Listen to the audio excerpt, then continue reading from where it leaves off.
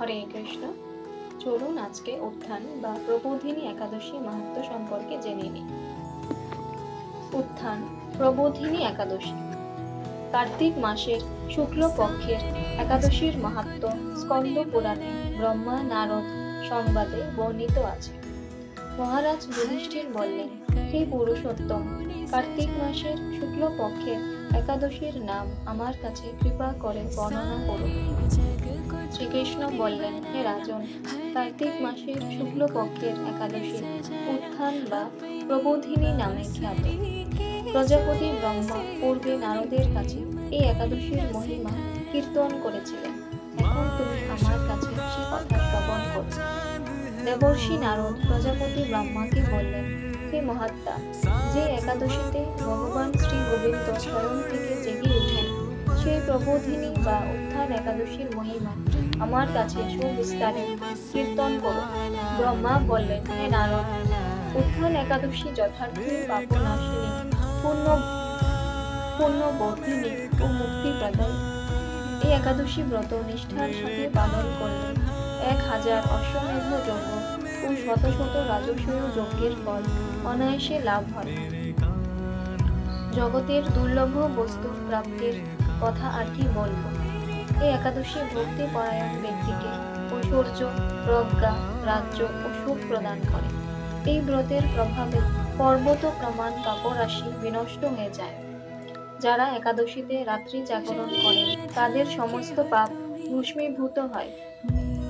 শ্রেষ্ঠ মুনিগণ তপস্যার দ্বারা যে ফল লাভ করেন, ব্রতের উপবাসে তা পাওয়া যায়। যথাযথভাবে এই ব্রত পালন করলে আশাতীত ফল লাভ হয়, কিন্তু অবিধিতে উপবাস করলে স্বল্প মাত্র ফল প্রাপ্তি হয়। যারা এই একাদশীর ধ্যান করেন তাদের পূর্বপুরুষেরা স্বর্গে আনন্দে বাস করেন। এই একাদশী উপবাস ফলে ব্রহ্ম হত্যা জনিত ভয়ঙ্কর নরক যন্ত্রণা থেকে নিস্তার পেয়ে বৈকুণ্ঠ গতি লাভ হয়। অশ্বমেধ যজ্ঞ দ্বারাও যা সহজে লাভ হয় না, তীর্থে স্বর্ণ প্রভৃতি দান করলে যে পূর্ণ অর্জিত হয়, এই উপবাসের রাত্রি জাগরণে সেই সকল অনায়াসে লাভ হয়ে যায়। যিনি সঠিকভাবে উত্থান একাদশীর ব্রত অনুষ্ঠান করেন তার গৃহে ত্রিভুবনের সমস্ত এসে উপস্থিত হয়। হে নারদ, বিষ্ণুর প্রিয়তম এই প্রবোধিনী একাদশীর উপবাস করলে সর্বশাস্ত্রের জ্ঞান ও তপস্যায় সিদ্ধি লাভ করে চরমে মুক্তি লাভ হয়। যিনি সমস্ত লৌকিক ধর্ম পরিত্যাগ করে ভক্তি ভরে এই ব্রত উপবাস করেন, তাকে আর পুনর্জন্ম গ্রহণ করতে হয় না। এমনকি মন ও বাক্য দ্বারা অর্জিত পাপরাশিও শ্রী গোবিন্দের অর্জনে বিনষ্ট হয়ে যায়। হে বৎস, এই ব্রতে শ্রদ্ধা সহকারে শ্রী জনার্দনের উদ্দেশ্যে দান, জপ, কীর্তন ও হোম আদি করলে অক্ষয় ফল লাভ হয়। যারা উপবাস দিনে শ্রীহরির প্রতি ভক্তিভাবে দিন যাপন করেন তাদের পক্ষে জগতে দুর্লভ বলে আর কিছু নেই। চন্দ্র ও সূর্য গ্রহণে স্নান করলে যে পূর্ণ হয়, এই উপবাসে রাত্রি জাগরণ তার সহস্রগুণ স্বীকৃতি লাভ হয়। তীর্থে স্নান, দান, জপ, হোম, ধ্যান আদির ফলে যে পুণ্য সঞ্চিত হয়, উত্থান একাদশী না করলে সে সমস্ত নিষ্ফল হয়ে যায়। হে নারদ, শ্রী হরি বাসরে শ্রী জনার্দনের পূজা বিশেষ ভক্তি সহকারে করবেন। তা না হলে শত জন্মার্জিত পুণ্য ও বিফল হয়। হে বৎস, যিনি কার্তিক মাসে সর্বদা ভাগবত শাস্ত্রাদি অধ্যয়ন করেন, তিনি সর্বপাপ মুক্ত হয়ে সমস্ত যজ্ঞের ফল লাভ করেন। ভগবান হরিভক্তিমূলক শাস্ত্র পাঠে অত্যন্ত সন্তুষ্ট হন, কিন্তু দান, জপ, যজ্ঞ আদি দ্বারা তেমন প্রীত হন না।